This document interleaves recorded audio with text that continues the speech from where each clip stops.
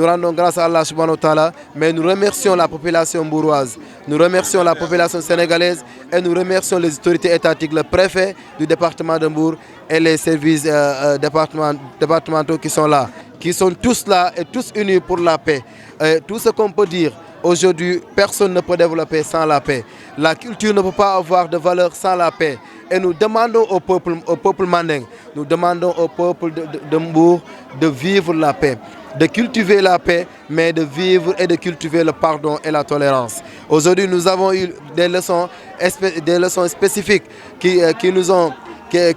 sont à nous aujourd'hui, qui nous permettent aussi de savoir qu'on ne peut pas vivre dans une communauté sans le pardon. On ne peut pas vivre dans une communauté sans une bonne cohésion sociale. Et cette cohésion sociale ne peut pas être sans le pardon, la tolérance, le soutien et la solidarité. Nous rendons grâce à Allah subhanahu wa ta'ala et nous remercions toute la population mbouroise et nous demandons aux Sénégalais de prier afin que Mbour soit le grenier du développement du Sénégal. Que Mbour soit la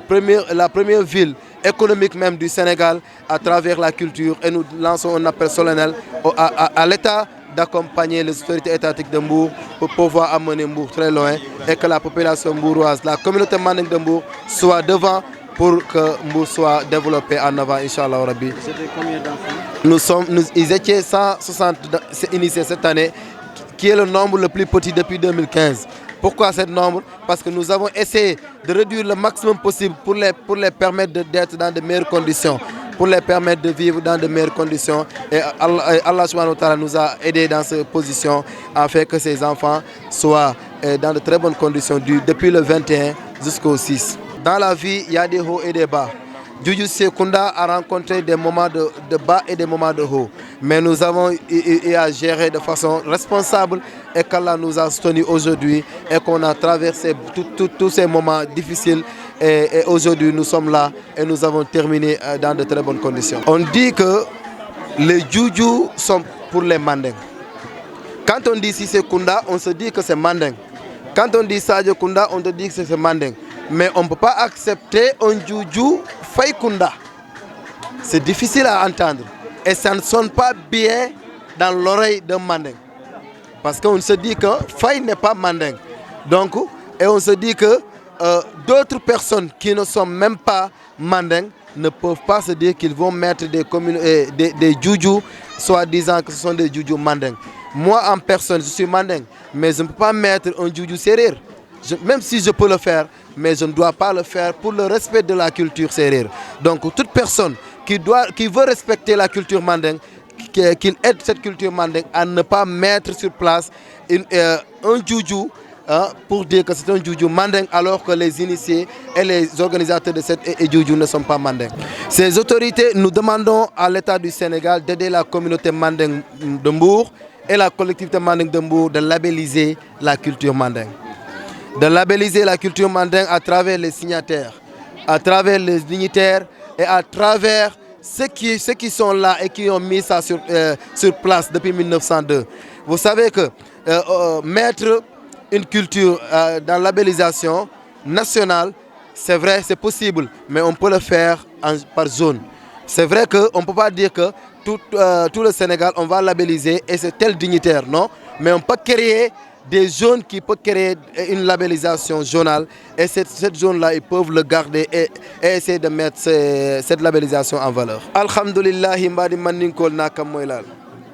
Bi anya ala tentu. Nyala tentu alami yanda alami yalon ko ay makoy le fo bitilo mabeta juju labantu.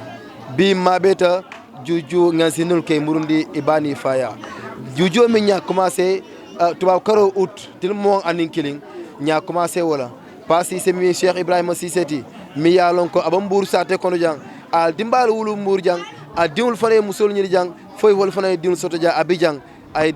ak sunno ke jang kabrin sanji tang o pasi c'est bi aliya tema ñinang ñansinin ceme ñansinin taworo amam ma koy la soto ay sunna ay jara fi sabilillah ay balundi fi sabilillah ala dimbali e kanta fi sabilillah bibe sendile le badun kam fi sabilillah mimbo ñama ala tento da mala boto to ñalam nak kolya ku jama bije mi yalon ko benta fe ñaajen na kol kono bari nak wala mu duniyati wala mu koku mi yalon ko lefta ay tañato foy kolya kol suta kono o kolya ko aliyen de ma kono aliyen fasa kono foy be tambita karala kam burum kol be tentu ka senegalum kol be tentu kam mannin kol mu duniya mannin kol na kam moylal be tentu e tol mi yalon ko yulta kam mannin kaya fasa e wulta ka ado fasa e wulta ka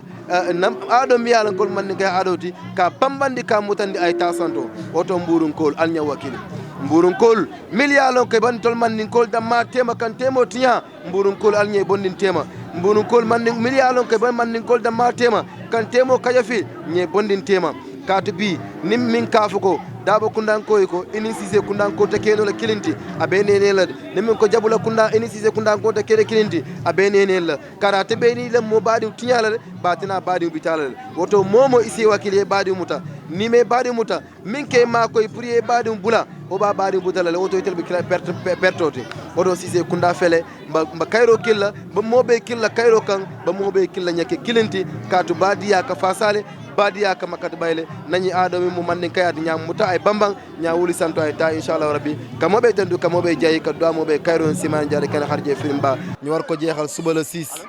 programme bobu yalla dimbale ñu ba ñu am 160 njulli yo xamne passi ci xarafal na len ci gratuitement yor len ci gratuitement dundal len ci gratuitement andak ay domam ay talibem ay salbem garder len ci gratuitement bo tay gi ñu war leena jébbal seeni mbokk pour ñu mën leena delloo ci askan bi ñu nekk li ñu war a nekk ci biir askan bi muy mbégte bu rëy te am occasion aussi passé ci ñaanal ci ñëpp waaye ñaaxaat ci tamit sénégalais yëpp ñaaxaat ci tamit doomu aadama yëpp ni lépp lu ñu munti xewal jàmm moo tax lépp lu ñu bëgg mu réussir nañu saxal jàmm nañuy jéggale tey jëlale tey muñalante waaye di ñaanalante aussi ndax ku nekk boo ñaanalee sa morom jàmm mun naa am yow jàmm jooju yaa si njëkk te bu boobaa lu bëri dina mën a law kon Mbour askanu Sénégal dara jiguñu lu dul jàmm dara jiguñu dul ñaanalante si jàmm waaye dara jiguñu dul jëflanteel si jàmm ndax loolu moo am solo si askan.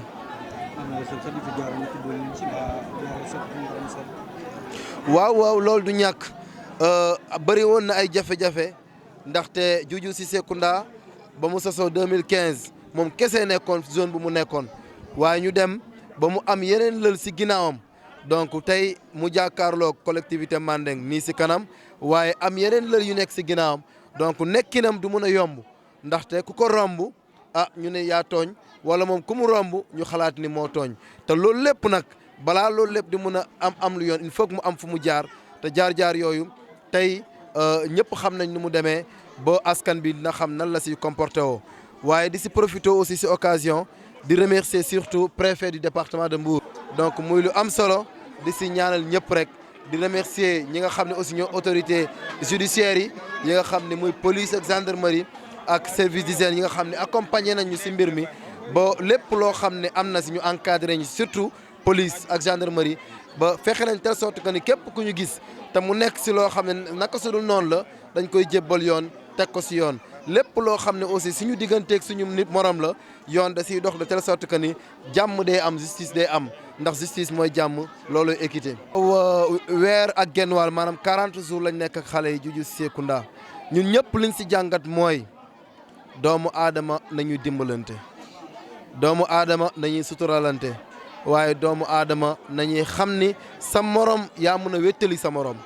ndaxte xale bi nga xam ne xarafal nañ ko muy nàcc moromam ñëw di ko ëpp nga gis koo xam ne tàmmul def yenn yi yàq si seen i biir ngir ñoom ñëpp mun si xeewalu donc ñu war a xam rek ni nañuy dimbalante nañuy jëlale waaye nañuy gën a soññante si lu baax te di raxas suñu xol yi ndaxte xam naa ni ku sa xol setut doo mun a nekk lël ku sa xol laabut doo mun a yor ay xale yu ndaw yoo xam ne doo seen baay doo seen yaay te bokkoo ak ñoom dara loolu nga mun leen a setal sang leen defal leen lépp loo xam ne seen i besoin naturel jàppale leen si loolu koo jurul nga mënal ko kon xol moo toj te xol moo tax nga mën loolu di si ñaanal ñëpp rek ndax loolu leçon bu rëy la. am nañ 160 yooyu à partir de maintenant la ñuy commencé di libérer ñuy mën di dem seen i kër ba fii ba suba si ngoon bu boobaa mbir yëpp dina mën a jeex ndax ku nekk mën a ñibbi këram egg si njabootam mën a saafoonteeg waa këram. Euh,